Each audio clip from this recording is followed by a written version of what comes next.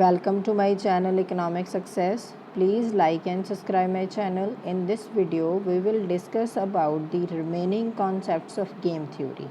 So we start from the types of game. First is cooperative and non-cooperative. Second is zero sum and non-zero sum. Third is simultaneously and sequential. Fourth is perfect information and imperfect information, and fifth is finite and infinite strategy. So इस video में हम ये देखेंगे कि games कितनी type की होती हैं और उन्हें कैसे कैसे डिफ़ाइन किया जाता है, उनका मीनिंग क्या होता है. So first is cooperative games. First हमारे पास है cooperative game. Cooperative means cooperation. क्या होता है? कॉपरेशन मीन्स एक दूसरे के साथ मिलकर काम करना, मीन्स हैंड्स ज्वाइंट करके काम करना, उसे हम बोलते हैं कॉपरेटिव गेम्स. सो ये इसकी एक्सप्लेनेशन है. If the two firms can sign a binding contract to share the profits between them from the production to sale of product, the game is called cooperative game. तो इसमें वो क्या कहना चाहते हैं? वो बोलते हैं कि अगर टू फर्म्स कॉन्ट्रैक्ट साइन करती हैं, क्यों कि वो अपना प्रॉफिट जो है वो डिवाइड करेंगी बिटवीन टू. ओके, कहाँ से लेकर कहाँ तक? प्रोडक्शन से लेकर उसकी सेल तक. तो कहने का मतलब क्या हुआ कि दो फर्म्स ये डिसाइड करती हैं कॉन्ट्रैक्ट के ज़रिए कि प्रोडक्शन से लेकर सेल तक उनको जो भी प्रॉफिट मिलेगा वो डिवाइड कर लेंगी. मीन्स उनकी स्ट्रेटजी क्या होगी? यहाँ पर सेम स्ट्रेटजी, दोनों की स्ट्रेटजी सेम होगी. वो एक दूसरे के साथ डिस्कस करेंगे और उसके बाद वो एक कॉन्ट्रैक्ट बनाएंगे और उसमें वो अपने जो भी उनकी लिमिटेशन, जो भी उनके प्लान और जो भी उनकी शर्तें हैं वो लिखेंगे और देन वहाँ पर साइन करेंगे. ठीक है. अगर हम यहाँ पर एग्जाम्पल लें तो किसी भी बिजनेसमैन की ले सकते हैं. जैसे कि बिजनेसमैन जो होते हैं वो क्या करते हैं, देखते हैं कि अगर मैं ये काम अकेले नहीं कर सकता, मुझे किसी के साथ की ज़रूरत है, तो वो सिमिलर प्रोडक्शन वाले बिजनेसमैन के पास जाएगा, उससे वो डिस्कस करेगा कि मैंने ये काम करना है, तुम भी सेम कर रहे हो, तो ऐसा करें कि हम एक कॉन्ट्रैक्ट कर लेते हैं. ठीक है. और जो भी हमें प्रॉफिट होगा प्रोडक्शन से लेकर सेल तक वो हम आपस में डिवाइड कर लेंगे, उसे हम बोलेंगे कॉर्पोरेटिव गेम्स. ठीक है. Then next is non cooperative games. Non cooperative games क्या होती हैं? Non means not. ठीक है. कॉर्पोरेटिव हमने पहले ही देख लिया. कॉपरेशन मीन्स कि अगर दोनों पर्सन आपस में, दो फर्म्स बोलो या फिर बहुत सारी फर्म्स, अगर वो आपस में कोई कॉरपोरेशन से नहीं चलती, कोई कॉन्ट्रैक्ट साइन नहीं करती, इंडिविजुअली अपना अपना काम करती हैं, अकेले ही वो डिसीज़न लेते हैं, उनके प्राइस क्या होंगे, उनका जो प्रॉफिट है वो भी सिर्फ उनका ही होगा, वो किसी के साथ डिवाइड नहीं करेंगे. तो क्या हुआ? वो एक दूसरे के क्या होते हैं? ऑपोजिट होते हैं. मीन्स एक दूसरे के कॉम्पिटिटर होते हैं, एक दूसरे को टारगेट करने की कोशिश करते हैं. उन्हें हम बोलते हैं नॉन कॉर्पोरेटिव गेम्स. इसकी एक्सप्लेनेशन है, in a situation of non cooperative game, while the competing firms take each other's action into account, but they take decision independently and adopt the strategies regarding pricing, advertising, product variation to promote their interest. इस situation में क्या है कि दो firms हैं, वो क्या होती है? एक दूसरे की कॉम्पिटिटर होती हैं. वो एक्शन इनटू अकाउंट मीन्स वो एक दूसरे के एक्शन को ध्यान में रखेंगी कि वो क्या कर सकता है, वो कितना प्राइस रख सकता है, उसे कितना प्रॉफिट हो सकता है, तो उसके अकॉर्डिंग वो अपनी स्ट्रेटजी बनाती हैं. ठीक है. और उन्होंने अपने जो भी डिसीजंस लेने हैं वो इंडिपेंडेंटली लेंगे और दूसरा क्या, वो स्ट्रेटजीज अपने अकॉर्डिंग बनाएंगे. ठीक है।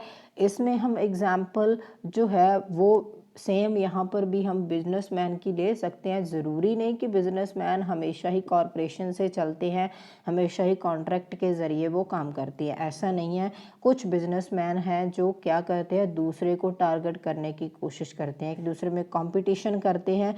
तो वो क्या है, जहाँ पर कॉन्ट्रैक्ट नहीं होगा, नॉट कॉन्ट्रैक्ट, ठीक है, इंडिविजुअली वो काम करेंगे, उसे हम बोलेंगे नॉन कॉरपोरेटिव गेम्स। ठीक है। नेक्स्ट हमारे पास है zero sum game. Zero sum game में क्या होता है कि दो पर्सन हैं, ठीक है, उन्होंने क्या करना है कि एक उनमें से विन करेगा और दूसरा लॉस। ये तो तय है कि एक जीतेगा और दूसरा हारेगा। कोई भी हम गेम खेलते हैं, कोई भी काम करते हैं, जैसे कि हम कोई गेम ले लो कॉइन्स की, अगर वो खेल रहे हैं हेड और टेल, तो क्या है कि ये तो नहीं है कि दोनों के पास ही हेड आएगा, ठीक है। अगर दोनों इक्वली वो डिसीज़न लेते हैं तो क्या होगा कि एक जीत सकता है, दूसरा हार सकता है, ठीक है। कॉइन्स की आप ना लो, किसी और चीज़ की ले लो, जैसे कि एग्ज़ाम है, एग्ज़ाम में क्या होगा, या तो आप पास होगे या फेल, ठीक है। पास और फेल, पास और फेल क्या हुआ, या तो आप विन करोगे या फिर लॉस करोगे, दो ही कंडीशंस हैं। अगर अच्छा पढ़ोगे तो तुम जीत जाओगे, अगर अच्छा नहीं पढ़ोगे तो तुम फेल हो जाओगे। तो ऐसा ही इस ज़ीरो सम गेम में है, इस situation in which one's gain is equivalent to the other's loss. इसमें क्या है कि एक पर्सन का जो गेन है वो इक्वल होगा दूसरे पर्सन के लॉस के। मीन्स उसने जीता लेकिन दूसरा हार गया, तो इक्विवेलेंट कहाँ हुआ कि जो उसका गेन है वो उसके हारने की जो मान लो प्रोबेबिलिटी है उसके इक्वल है। So net the change in wealth और बेनिफिट इज ज़ीरो। तो जो चेंज होगा, उनका जो बेनिफिट होगा वो क्या होगा, ज़ीरो होगा। A zero-sum game may have a few as two players or millions of participants. There is zero-sum game because one player is gain and others loss. तो ये क्या होता है कि इसमें एक जीतेगा और दूसरा हारेगा, ये तो तय है। ये नहीं है कि दोनों ही जीत जाएंगे, ये नहीं है कि दोनों ही हार जाएंगे। तो एक का हारना मीन्स पॉजिटिव, एक का जीतना मीन्स पॉजिटिव और दूसरे का हारना मीन्स नेगेटिव। अगर हम इनको प्लस करें तो क्या आएगा, नेगेटिव। पॉजिटिव प्लस नेगेटिव करते हैं तो क्या होता है, नेगेटिव ही होएगा, ठीक है। तो हम ये एग्जाम्पल के साथ देखते हैं।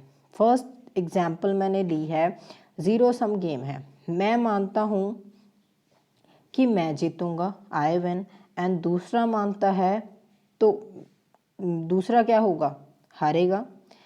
अगर मैं जीतता हूँ तो दूसरा क्या हार जाएगा।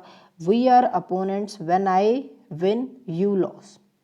तो ये बात होगी कि अगर मैं जीतता हूँ तो तुम हारोगे, अगर तुम जीतते हो तो मैं हारूंगा। मीन्स ये पॉजिटिव है, ये नेगेटिव है, और उनका जो सम होगा वो क्या होगा, ज़ीरो, ठीक है। अनदर एग्जाम्पल इज, ये देखिए यहाँ पर क्या है कि दो बच्चे हैं, दोनों को आइसक्रीम चाहिए, लेकिन आइसक्रीम कितनी है, एक ही बच्चे को मिलेगी, या इसको या फिर इसको। लेकिन इस बच्चे को आइसक्रीम मिल गई, ये तो हो गया पॉजिटिव, इसको नहीं मिली, ये हो गया नेगेटिव, ठीक है। अगर हम इन दोनों को प्लस करें तो हमारे पास आंसर क्या आएगा, ज़ीरो। ये है हमारा ज़ीरो सम गेम, जिसमें क्या हो, बेनिफिट है जो वो ज़ीरो के बराबर होता है। क्यों, क्योंकि उसमें तो तय है एक ने जीतना है और एक ने हारना है, ठीक है। सो नेक्स्ट हमारे पास है नॉन ज़ीरो सम गेम। अब नॉन आ गया मीन्स नॉट आ गया, इसमें क्या होगा, जो सम होगा वो ज़ीरो नहीं होगा, ठीक है। A non zero sum game is a situation where one's win does not necessarily mean another's loss. and another's loss does not necessarily mean that other party win. In a non-zero sum game, all parties could gain and all parties could lose.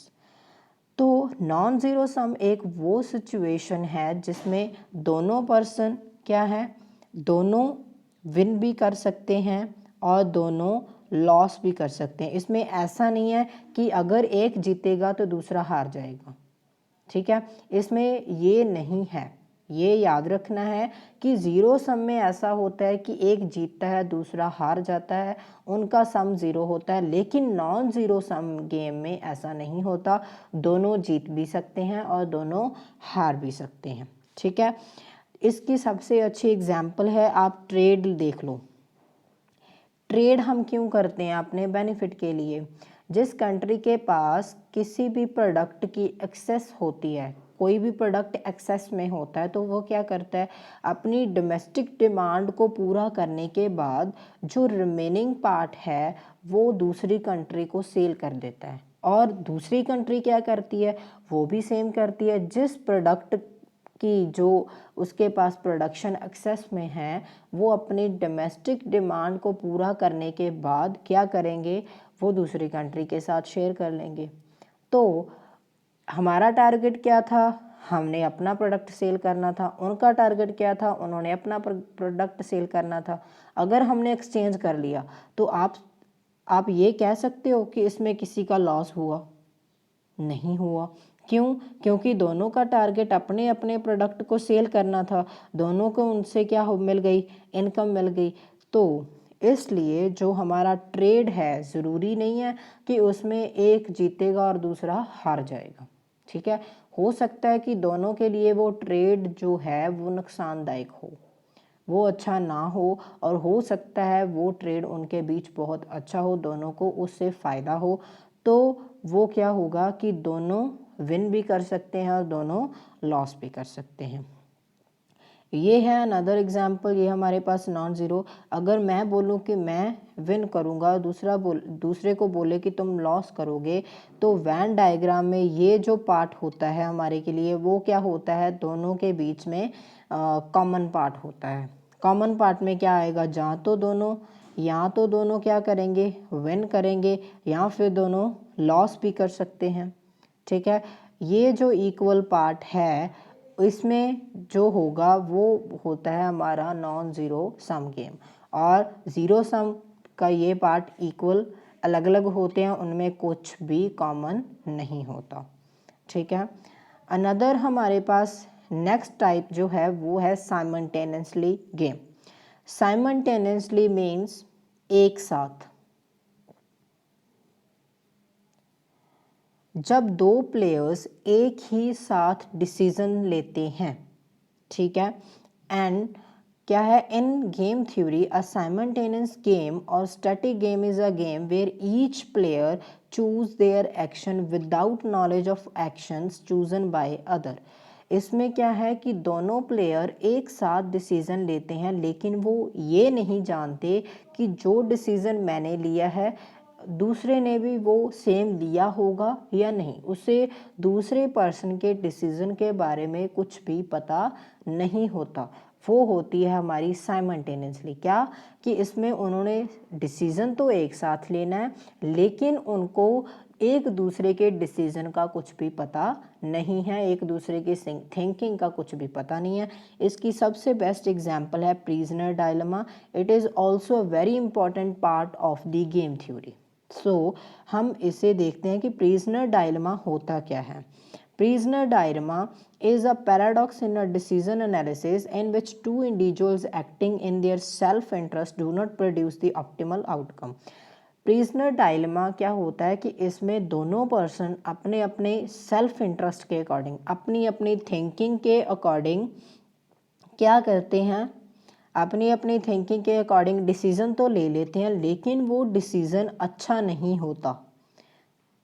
अच्छा नहीं होता क्यों?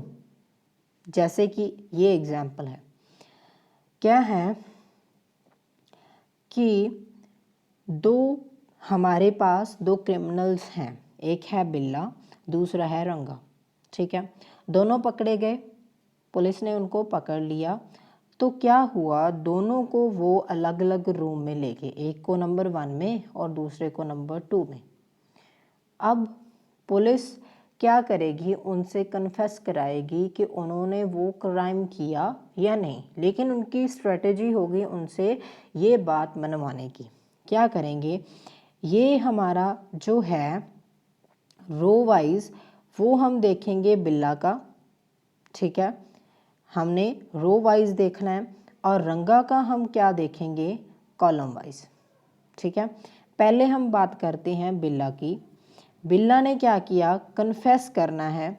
अगर वो confess कर लेता है तो उसे 5 ईयर की जो सज़ा मिलेगी। अगर वो कन्फेस नहीं करता तो उसे 1 ईयर की मिलेगी, ठीक है। हमने एक ही सिचुएशन के बारे में पहले पढ़ते हैं, इतने के बारे में, समझ आया। नेक्स्ट हमारे पास क्या है, रंगा।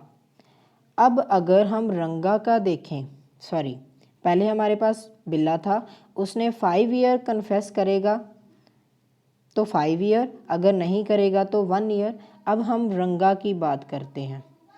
रंगा ने क्या करना है, अगर वो कन्फेस करता है तो उसे भी 5 ईयर की, और अगर वो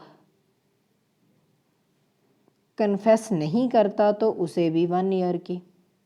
पर एक्चुअल में होगा क्या, समझ गए कि एक्चुअल में होगा क्या, कि दोनों ही कन्फेस कर देंगे। दोनों कन्फेस क्यों करेंगे, पुलिस क्या बोलेगी कि मैं तुम्हारे लिए एक ऑप्शन रखता हूँ, अगर तुम कन्फेस कर लेते हो तो तुझे दूसरे के बजाय सज़ा कम होगी। सज़ा तो होगी लेकिन कम होगी। तो वो एक दूसरे को क्या कर देंगे, चीट करेंगे। चीट करेंगे क्यों, क्योंकि उन्होंने अपना, वहाँ पर वो सोचने लगेंगे कि मुझे उससे क्या, मुझे तो सज़ा कम मिलेगी, ठीक है। लेकिन वो पुलिस की ट्रिक होती है उन दोनों से कन्फेस कराने के लिए। तो अगर तो वो दोनों कन्फेस नहीं करते तो दोनों को 1 ईयर की सज़ा होनी थी, लेकिन उनको ये तो बोला ही नहीं गया कि सज़ा कितनी कम होगी या कितनी होगी। उन्होंने जैसे जस्ट इतना बोला कि अगर तुम कन्फेस करते हो तो तुम्हें दूसरे के बजाय कम सज़ा होगी। तो इस बात में दोनों क्या कर जाएंगे, कन्फेस कर जाएंगे। कन्फेस करेंगे तो दोनों को 5-5 साल की क्या हो जाएगी, सज़ा हो जाएगी, ठीक है। I hope you understand what is the prisoner dilemma. Then next is sequential game. Sequential game क्या होती है, one player choose their action before the other choose their. Importantly, the latter players must have some information of the first choice, otherwise the difference in time would have no strategic effect. Sequential game में क्या होता है कि दोनों पहले एक action लेगा, then दूसरा एक्शन लेगा, ठीक है। दोनों एक साथ डिसीजन नहीं लेते, एक साथ नहीं, साइमल्टेनियसली में क्या होता है, वो एक साथ डिसीज़न लेते हैं, लेकिन उनको ये नहीं पता कि उन्होंने दूसरे का डिसीज़न क्या है। लेकिन यहाँ पर वो एक साथ डिसीज़न नहीं लेते और दूसरे प्लेयर को थोड़ा बहुत जो क्या उसे हम बोल सकते हैं कि उनको थोड़ी नॉलेज होगी कि उसकी ट्रिक क्या है, ठीक है। तो इसमें otherwise the different time would have no strategic effect. इस तो बाद किया कि इससे बाद अगर और कोई भी स्ट्रेटजी इफेक्ट नहीं करेगी। तो इसमें जो समझने वाली बात है वो है कि सीक्वेंशियल में वो एक साथ डिसीजन नहीं लेते, अलग अलग लेते हैं, पहले एक फिर दूसरा। तो इससे एक दूसरे को क्या हो जाता है, थोड़ी सी इंफॉर्मेशन मिल जाती है कि उसका प्लान क्या हो सकता है। लेकिन जो सीक्वेंशियल है उसमें एक दूसरे के डिसीज़न के बारे में कुछ भी इंफॉर्मेशन नहीं होती, क्योंकि उन्होंने एक साथ ही डिसीज़न लेना होता है।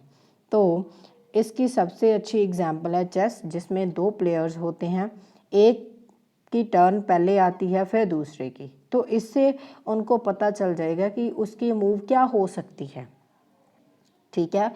तो ये हमारे पास क्या है, सीक्वेंशियल गेम। ओके, देन हमारे पास है परफेक्ट इंफॉर्मेशन गेम।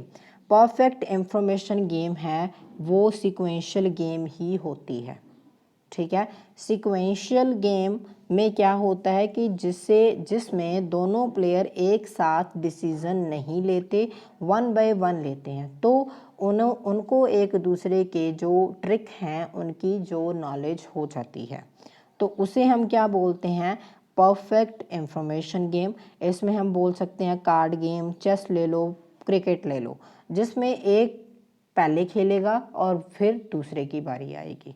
जो टर्न वाइज गेम चलती है उसे हम बोलते हैं perfect information plus sequential games, ठीक है। देन नेक्स्ट हमारे पास है इम्परफेक्ट इंफॉर्मेशन गेम। अब है imperfect. Imperfect is same as a simultaneously game. जो हमारे पास क्या है, साइमल्टेनियसली जो गेम है उसके साथ, उसमें भी क्या होता है कि दूसरे के एक्शन के बारे में, दूसरे के प्लान के बारे में, स्ट्रेटजी के बारे में हमें कुछ भी पता नहीं होता। वही सेम चीज़ इम्परफेक्ट इंफॉर्मेशन में होती है। इसमें मैंने एग्जांपल लिया कार मार्केट के। अगर हम car market, second hand car market की बात करें तो उसमें क्या है, अगर हमने कोई भी कार को बाय करना है तो क्या होगा, हमको उस कार के बारे में कुछ भी पता नहीं है, लेकिन जो उसका जो सेलर है उसे उसके बारे में सभी नॉलेज है। क्या उसमें कोई फॉल्ट हो सकता है, वो कार कैसी है, लेकिन ज़रूरी नहीं है कि वो जो सेलर है हमें कार के बारे में पूरी की पूरी इंफॉर्मेशन देगा, क्योंकि उसने तो उस कार को सेल करना है, तो उसमें जो भी फॉल्ट है उसके बारे में वो हमें नहीं बताएगा। तो वो क्या होती है हमारे पास, imperfect information game. Then next हमारे पास है finite strategy game. Finite strategy game में क्या होगा कि हमारे पास कितने ऑप्शन हैं, हम क्या क्या चूज़ कर सकते हैं, हमारे पास कितनी स्ट्रेटजीज़ हैं वो हमारे पास अवेलेबल होती हैं, हमें पता होती हैं, उसे हम बोलते हैं finite strategy. A player strategy set defines what strategies are available for them to play. A player has a finite strategy set if they have a number of discrete strategies available to them. तो इसमें क्या होगा कि कितनी strategies हैं उसके बारे में प्लेयर को पता होगा।